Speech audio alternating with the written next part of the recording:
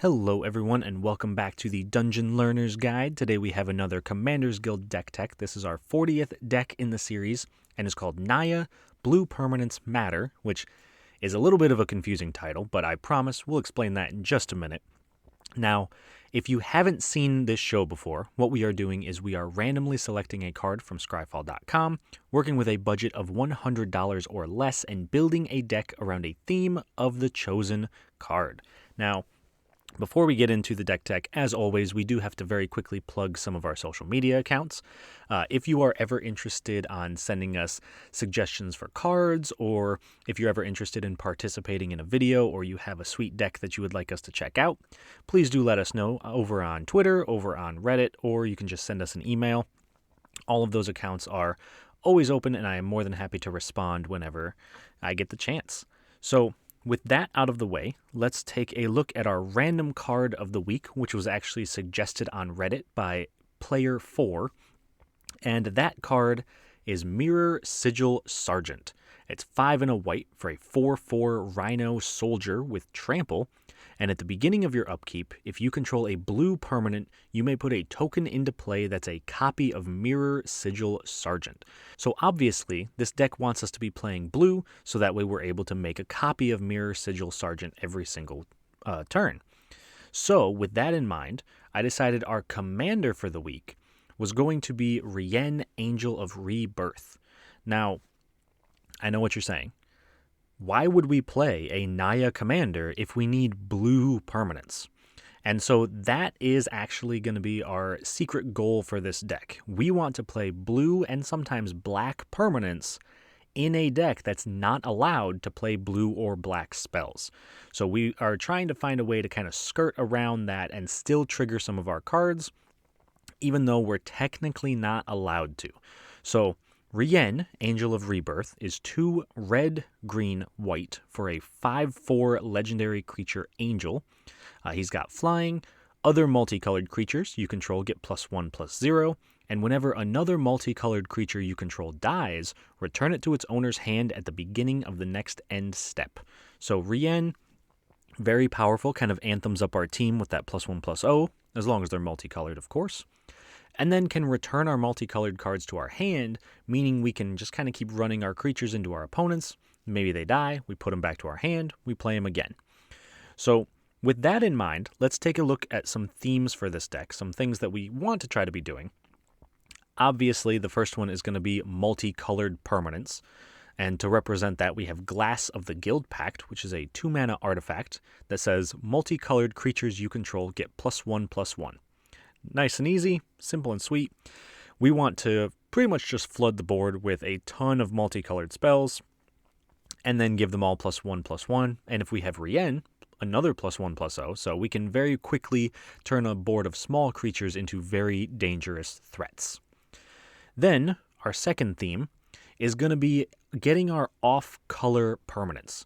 And so to represent that, we have Emergent Sequence, which is 1 and a green for a sorcery.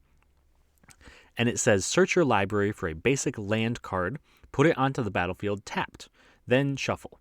That land becomes a 0/0 green and blue fractal creature that's still a land. Put a +1/+1 counter on it for each land you had enter the battlefield under your control this turn.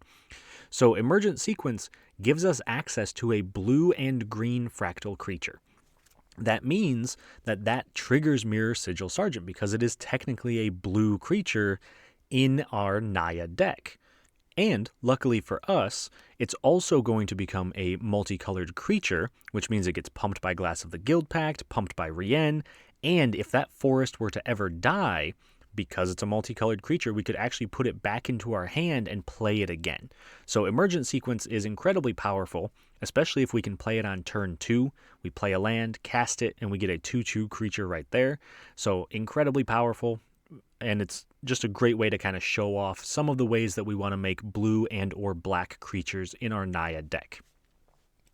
And then finally, our last theme for the week are creatures that actively want to die. So things like Dauntless Escort, which is 1, a green and a white for a Rhino Soldier, 3/3. We can sacrifice Dauntless Escort, and creatures you control gain indestructible until end of turn. So Being able to sacrifice Dauntless Escort means that we can make our entire board indestructible. With Rienne in play, we can then return Dauntless Escort to our hand and play it again, meaning that we can constantly protect our board and protect our creatures, and then keep casting our creatures even once they die. So we have plenty of creatures that sacrifice themselves or are happy to die. Maybe they have a death trigger or something that happens when they enter the battlefield. So Dauntless Escort is a phenomenal card to kind of highlight that. And then we have some other cards to back it up as well, making for a pretty unstoppable board if we can get rolling. But those are our themes for this deck. And so the next thing I want to do is take a quick look at some key cards in here, some cards that really help the deck run. The first of which is Hero of Precinct 1. So this is 1 and a white for a 2/2, and it says whenever you cast a multicolored spell, create a 1/1 white human creature token. Now, this is one of the very few creatures in the deck that is actually monocolored, so it doesn't trigger itself or doesn't come back to our hand with Rienne or anything like that. But it does help us get a huge board state if we're casting multicolored spells. So each multicolored spell is able to create a 1/1 human. If we have something like Dauntless Escort, we can cast it, get a human, sacrifice it, put it back into our hand with Rienne, cast it again, get another human, and you can kind of see how this could get out of hand very, very quickly. Now, our next key card is Knight of New Alara. It's 2 green-white for a 2/2 human knight. Each other multicolored creature, so it doesn't include itself, that you control gets +1/+1 for each of its colors. So if we have a creature that is green and white, it gets +2/+2 since it is 2 colors. Creatures like Rienne would get +3/+3 because they're 3 colors. And if we're ever lucky enough to get a creature that is 5 colors, it would get +5/+5 since it's every single color. And I know you're probably already asking the question, how do we manage to make a 5-color permanent in a deck that is only 3 colors? Well, the short answer to that is our final key card, Plane-Wide Celebration. And Plane-Wide Celebration is 5 green for a sorcery, and it says choose 4. You may choose the same mode more than once. Create a 2/2 citizen creature token that is all colors. Return target permanent card from your graveyard to your hand. Proliferate, or you gain 4 life. Now, all of these modes are incredibly useful in this deck, but obviously the one that we want to do the most is creating the 2/2 citizen that's all colors. If we have Knight of New Alara, we can cast Plane-Wide Celebration for 7 mana and make 4 7/7 creatures. That's a pretty good rate, all things considered. So Plane-Wide Celebration turns on a lot of cards in our deck. It really gets us to where we want to be and is pretty much an all-star for what we're trying to do here. But with the key cards out of the way, I do want to take a quick look at some cool interactions in the deck, some things that really work well together, and also highlight some cards that I think are kind of unique and don't see a lot of play outside of decks kind of like this. And so the first interaction is going to be between Scrap Basket and Bloodhall Ooze. So Scrap Basket is a 4-mana 3/2 Scarecrow, and you can pay 1 and Scrap Basket becomes all colors until end of turn. Again, absolutely phenomenal for what we're trying to do. So it can turn into a black creature, blue creature. Those are the main 2 colors that we want, but we do have other cards that care about white, green, and red as well. And so if we combine that with Bloodhall Ooze, which is 1 red for a 1/1 ooze, at the beginning of your upkeep, if you control a black permanent, you may put a +1/+1 counter on Bloodhall Ooze. And at the beginning of your upkeep, if you control a green permanent, you may put a +1/+1 counter on Bloodhall Ooze. So if we happen to have, say, a green and black permanent, we could put 2 counters on the Ooze every single one of our upkeeps. So if we have Scrap Basket in play in our upkeep, we can pay 1, turn it into all colors, and then Bloodhall Ooze gets 2 counters on it. And then obviously, Scrap Basket also good for anything else. Bloodhall Ooze is very good as just an early drop because we do just naturally have green in our deck, so it's very easy for us to get at least 1 counter on it a turn. And it becomes a surprisingly large threat over the course of the game. So these 2, very good includes for this deck, and honestly, you don't really see them too much, so I wanted to highlight some uniqueness here. And finally, our second cool interaction is between Dragon Arch and Retaliator Griffin. So Dragon Arch is a 5-mana artifact, and you can pay 2 and tap it to put a multicolored creature card from your hand into play. And Retaliator Griffin is 1 red, green, white for a 2/2 Griffin with flying. Whenever a source an opponent controls deals damage to you, you may put that many +1/+1 counters on Retaliator Griffin. So if our opponents are ever attacking us for a ton of damage but not quite lethal, we can use Dragon Arch to flash in Retaliator Griffin, take maybe say 15, 20 damage, put that many counters on Retaliator Griffin, and probably attack for, if not lethal, at least a ton of damage. So we're able to kind of sneak in a massive attacker at someone's end step or during someone's attack, and be able to surprise people out of nowhere with a huge flying threat that can kind of keep coming back if we have Rienne, is always a little bit stronger, triggers a bunch of our other stuff. And other than Retaliator Griffin, Dragon Arch just in general, being able to flash in a lot of our big creatures is exactly where we want to be with this deck. So that is the deck itself. The only thing left to do for the actual deck tech is take a quick look at the price of the deck. And this week, the price came out to $84.10. So we are running a little bit below our budget of $100. And most of our price actually came from Godsire, which is $7.72. So if you're looking to cut the price of the deck down to almost $75, Godsire would probably be the one to take out. But with that being said, it is an 8-mana 8/8 with Vigilance, and you can tap it to put an 8/8 beast creature token into play that's red, green, and white. So we are able to maybe Dragon Arch this in pretty early on, or we're able to cast it with some of our ramp, and we just have an 8/8 with Vigilance that also makes another 8/8 every single turn, and every single token, plus the Godsire itself, is red, green, and white, so they trigger all of our multicolored stuff. They go back to our hand if they die, although that doesn't really matter with tokens. And they're able to get really big if we have something like Knight of New Alara on the battlefield. So, obviously, since it's the most expensive card, you can cut it if you're looking to trim down for budget purposes, but if you have one or you don't mind spending almost $8 on it, it is a card that's worth the include because it is a very powerful card for what this deck is trying to do. Now, that is the entirety of our deck tech.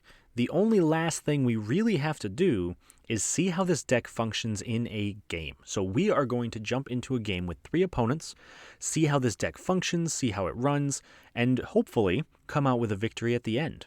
So our opponents for this week are Bilal playing Ishai Ojutai Dragon Speaker and Jeska Thrice Reborn. We have Shawn playing Adeliz the Cinderwind, and Jason playing Brina the Demagogue. So Bilal's Ishai and Jeska deck wants to build Ishai up, put a ton of +1/+1 counters on it, and then once he's gotten Ishai pretty big, he wants to cast Jeska, who's going to triple the damage that Ishai can do, or -X to clear out some blockers so that he can smack people with Ishai for the win. Shawn's Adeliz deck is a bit of a wizard tribal deck, but it's also a bit of a storm deck, so he's got a combination. He really wants to get down a handful of wizards and then pump them super, super big using Adeliz and then swing into his opponents to win. And then finally, Jason's Brina deck is a bit of a politics deck. He really wants to convince his opponents to attack each other and hopefully not attack him, put counters on his own things, help him draw cards, while giving his opponents a little bit of benefit as well. So I'm interested to see how this game is going to go. I think we are probably one of the more aggressive decks at the table. Definitely the one that wants to go wide the most and play the most creatures, which might get us into some trouble in the long run because we don't have a lot of flyers in our colors, and Ishai, Adeliz, and Brina are all flyers. We kind of have to hope that Rienne can deal with them on its own, but with that being said, I hope you guys enjoy the game. Like I said, we'll see how it goes, and I will talk to you all once it's done. At the start of the game, Bilal goes first, followed by Shawn, myself, and Jason. On Bilal's first turn, he plays an island and passes. Shawn plays a Swiftwater Cliffs, gaining a life. I play a Terramorphic Expanse and sacrifice it to put a Plains into play tapped. Jason plays a Vault of Champions and then casts the Ozolith, which stores any counters from his creatures when they leave play and lets him put them onto other creatures when he goes into combat. Bilal plays a Skycloud Expanse and then casts Giver of Runes, which can tap to give another creature protection from any chosen color. Shawn plays an island and casts Burning Prophet, which gets +1/+0 until end of turn and scries 1 whenever he casts a non-creature spell. I play a forest and cast Emergent Sequence, searching my library for a forest and putting it into play tapped, and it then becomes a blue-green fractal creature with 2 +1/+1 counters on it since I had 2 lands enter under my control this turn. Jason plays a Myriad Landscape. Bilal plays a Wandering Fumarole and then casts Reconnaissance, which allows him to untap his creatures and remove them from combat. Shawn plays an island and casts Adeliz the Cinderwind. He then attacks Jason for 2 with his commander since it has haste, and me for 1 with the Burning Prophet.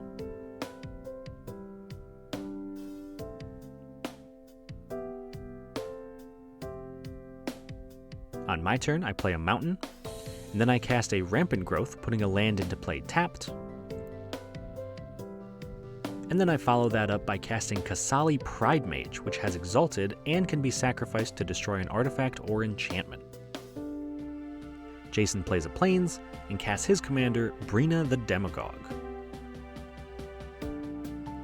Bilal plays a Plains and casts his commander, Ishai Ojutai Dragonspeaker, which puts a counter on itself whenever an opponent casts a spell.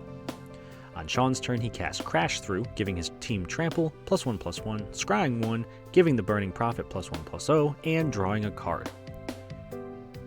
Shawn then casts Anticipate, looking at the top 3 cards of his deck, putting 1 to hand, giving his team +1/+1, scrying 1, giving the Burning Prophet +1/+0, and putting another counter on Ishai. Shawn then plays a Highland Lake and attacks Bilal for 4, triggering Brina, so Shawn draws a card and Jason puts 2 +1/+1 counters on Brina, and he also attacks Jason for 5. On my turn, I play a Plains, and then cast Rienne, Angel of Rebirth, giving my multicolored creatures +1/+0, and returning them to my hand when they die. I then move to combat, deciding to attack Shawn for 4, triggering Brina so I get to draw a card, and Jason puts 2 more +1/+1 counters on his commander. Jason plays an Exotic Orchard, and then attacks me for 5, triggering Brina, letting Jason draw a card and put 2 more counters on his commander, hitting me for 7 total damage. Then, in his second main phase, he sacrifices his Myriad Landscape to put 2 swamps into play tapped. Bilal plays an island, and then attacks Shawn for 1 with Giver of Runes, triggering Brina so that Bilal draws a card and Jason puts 2 more counters on Brina. And once combat damage has been dealt, but still in combat, Bilal activates Reconnaissance to untap Giver of Runes. Shawn immediately goes to combat on his turn, attacking Bilal for 1, triggering Brina to draw Shawn a card and let Jason put 2 counters on his commander, and Bilal then blocks with Ishai. Before damage though, Shawn casts a Rapid Hybridization to turn Ishai into a 3/3 frog, scrying 1 and giving his Prophet +2/+1. Bilal then activates Giver of Runes to give Ishai protection from blue, fizzling the hybridization and allowing him to kill the Prophet with his commander. Shawn also casts a Braid, doing 3 damage to Giver of Runes, killing it, and at the end of turn, I decide to sacrifice my Kasali Pridemage to destroy Jason's Ozolith, and then the Pridemage returns to my hand thanks to Rienne. On my turn, I play a Gruul Guildgate and then recast Kasali Pridemage, and I follow that up by casting Glass of the Guild Pact, giving my multicolored creatures +1/+1. I then move to combat and decide to attack Shawn for 5 with my Fractal Forest, triggering Brina so I draw a card and Jason puts 2 counters on his commander.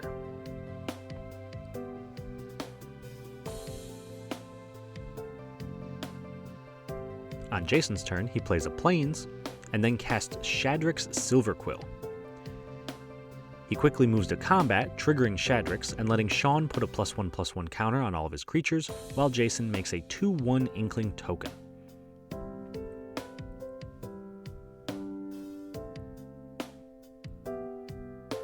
He then decides to attack Bilal for 13 with Brina, triggering his commander to draw a card and put 2 +1/+1 counters on Shadrax.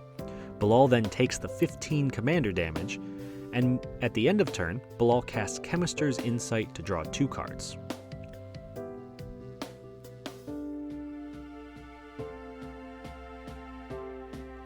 Bilal plays a command tower, and then casts Treachery, gaining control of Brina and untapping 5 lands. With his untapped lands, he then casts a Sky Diamond, and finally moves to combat, deciding to attack Shawn for 8 with Ishai. Before the blocks, though, I sacrifice my Kasali Pride Mage to destroy Reconnaissance and return the cat to my hand. Shawn then takes the 8 commander damage. On Shawn's turn, he casts a Firemind's Vessel and passes. I cast a Dragon Arch, which allows me to pay 2 mana and tap it to put a multicolored creature into play from my hand. Jason plays a Caves of Koilos, and then casts an Arcane Signet, before moving to combat, triggering Shadrax, putting a +1/+1 counter on each of his creatures, and letting Shawn draw a card and lose a life. He then attacks Bilal for 10 with Shadrax. Before the damage, though, Bilal casts a Generous Gift to destroy Shadrax and turn it into a 3/3 elephant.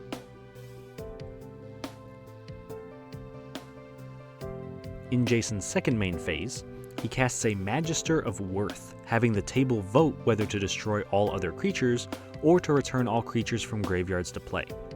We vote 3-1 to destroy all creatures, with Bilal being the only dissenting vote.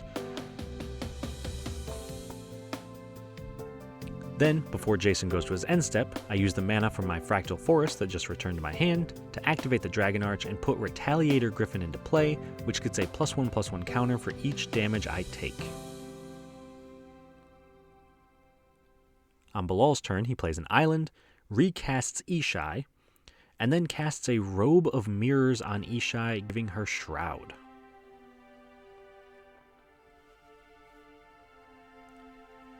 Shawn casts a Goblin Electromancer, making all his instants and sorceries cost 1 less, and casts a Stormkiln Artist, which creates a treasure whenever he casts an instant or sorcery. On my turn, I play a Forest, and cast Trace of Abundance on a Plains, giving it Shroud and letting it tap for an additional mana of any color. I follow that up by casting a Fractal Harness, which creates a 0/0 Fractal token, putting 3 +1/+1 counters on it, and allows it to double its counters whenever it attacks. Jason plays a Temple of Silence, scrying 1, and then casts Incarnation Technique, demonstrating, so he and Bilal each get to copy it. This has Bilal milling 5 total cards and returning Giver of Runes from the graveyard to the battlefield.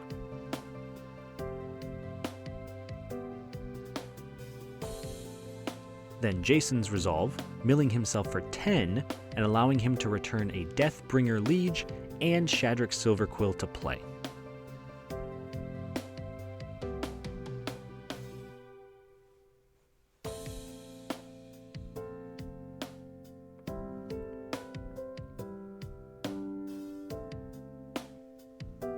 He then quickly moves to combat, triggering Shadrax, putting +1/+1 counters on each of his creatures, and letting Shawn make a 2/1 Inkling token.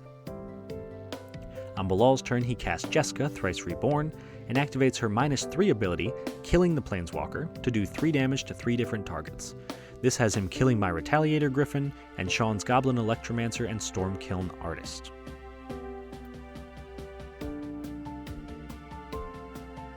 On Shawn's turn, he casts Niv Mizzet Parun, which lets him draw a card whenever anyone casts an instant or sorcery, and does 1 damage to any target whenever he draws a card. I play a Guildmage's Forum, and then recast my commander, Rienne. This allows me to go to combat and attack Jason for 5 with the Fractal, which doubles the counters, actually hitting him for 8.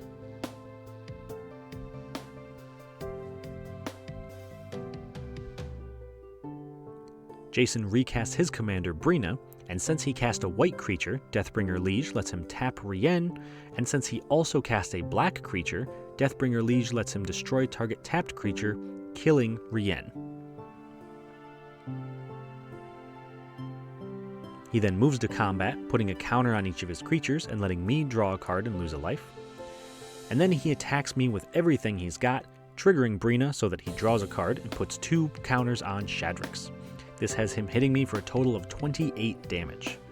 However, before blocks, I activate Dragon Arch to put in a Glory Scale via Shino.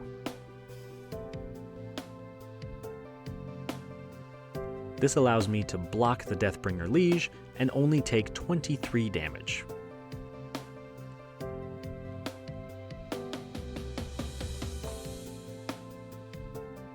At the end of turn, Bilal discards a Swan Song to jumpstart Chemister's Insight, drawing 2 cards and letting Shawn draw a card and do 1 damage to Jason with Niv Mizzet. Bilal then plays an island and attacks Shawn for 1 with Giver of Runes, triggering Brina to draw a card and let Jason put 2 counters on Brina, and Shawn then blocks with Niv Mizzet, killing the Giver of Runes. In his second main phase, Bilal casts Curse of the Swine to exile all 4 of Jason's creatures and replace them with 2/2 pigs. This also triggers Niv Mizzet, drawing Shawn a card and doing 1 damage to Jason. When Shawn draws for turn, Niv Mizzet does 1 damage to Jason, and then he casts Jace's Sanctum, making his instants and sorceries cost 1 less, and letting him scry 1 whenever he casts 1. He then casts Chart a Course, scrying 1, drawing 3 cards, discarding a card, and doing 2 damage to Bilal and 1 to Jason.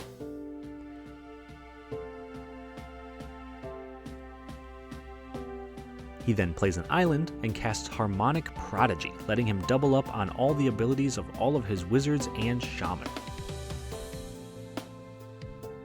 On my turn, I play a Plains, and then cast Plane-Wide Celebration, gaining 8 life, returning Retaliator Griffin to my hand, and creating a 2/2 citizen token that is all colors.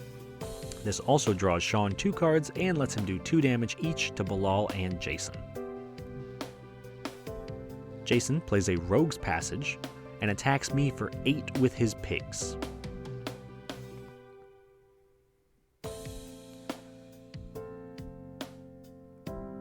Before the blocks, I use the Dragon Arch to put Retaliator Griffin into play, blocking and killing 3 of the pigs. This has me taking 2 damage, and I put 2 +1/+1 counters on the Griffin. Then, in Jason's second main phase, he casts Blot Out the Sky where X equals 9, creating 9 tapped Inkling tokens and destroying all other non-land, non-creature permanents. Still at the end of turn, Bilal flashes in an Aven Mind Sensor.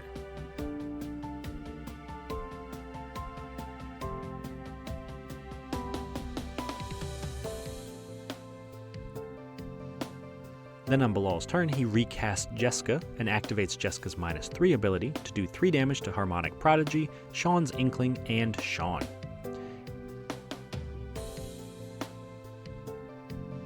He then moves to combat and attacks Shawn for 14 with Ishai, forcing him to block with Niv Mizzet, killing the Wizard Dragon. On Shawn's turn, he casts Finale of Promise for X equals 2, allowing him to cast Chart a Course and Rapid Hybridization from his graveyard for free. This lets him draw 2 cards, discard a card, and destroy Ishai, replacing it with a 3/3 Frog Lizard. He then also casts Preordain, scrying 2 and drawing a card.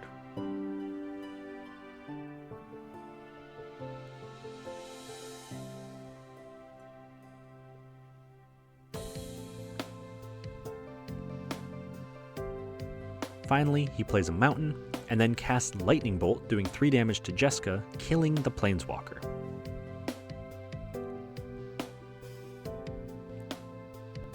On my turn, I play Stirring Wildwood, and then recast Kasali Pridemage, following that up very quickly with an Abzan Kinguard.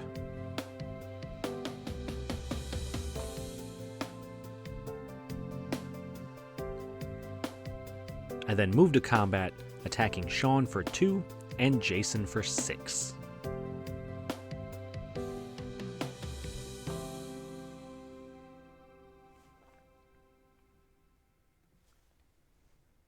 Jason plays a Plains, and then attacks me for 18 with all of his Inkling tokens. I block one of the Inklings, killing it, and I also cast Dark Temper to kill another, but unfortunately I still take exactly 14 damage, getting knocked out of the game. Then in his second main phase, he casts Mask of Grizzlebrand and recasts his commander, Brina.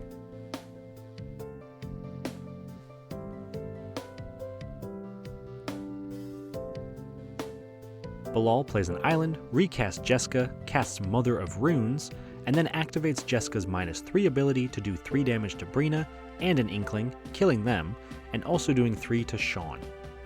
He then moves to combat and decides to attack Shawn for 3.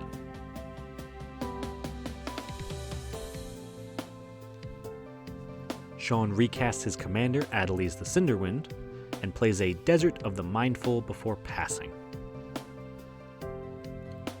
Jason plays a Swamp, and equips Mask of Grizzlebrand to an Inkling, giving it lifelink, and then recast Brina for the 4th time, moving to combat and attacking Bilal for 2, with the masked up Inkling, and Shawn for 10 with all of the other Inklings. This triggers Brina, drawing him a card and letting him put 2 +1/+1 counters on the masked Inkling. Bilal and Shawn both block, killing 1 Inkling, then damage happens and Shawn takes 8 while Jason gains 4.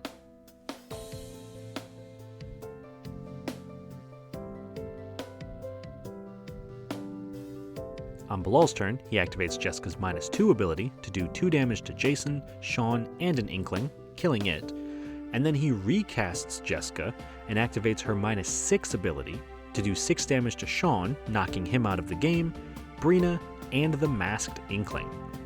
When the Inkling dies, Jason pays 4 life to draw 4 cards thanks to the mask, and then Bilal moves to combat, attacking Jason for 3. And finally, at the end of his turn, Bilal foretells a card. On Jason's turn, he casts a Mind Stone, and then plays an Orzhov Basilica, returning a swamp to hand, and casts Capital Punishment, with both players voting for taxes, which means that Bilal has to discard 2 cards.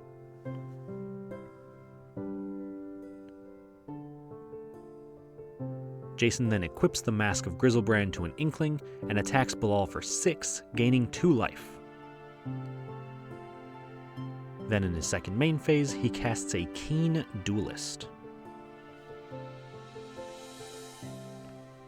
On Bilal's turn, he plays a Plains, and then recasts Jessica, using her to do 7 damage to Jason, and then gives his Frog Lizard protection from black with Mother of Runes, allowing him to attack Jason for exactly lethal, winning Bilal the game.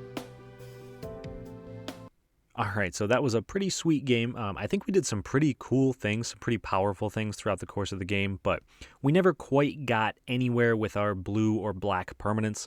We did have a fractal for quite a while, so if we had had Mirror-Sigil Sergeant, we could have definitely done some sweet things, but unfortunately we never quite got there. Got taken out by a horde of Inklings in the end, but everyone else's decks did some very powerful things. It felt like every single turn, someone had to do something to deal with Shawn's board because he probably could have gone off at a moment's notice and just killed everybody.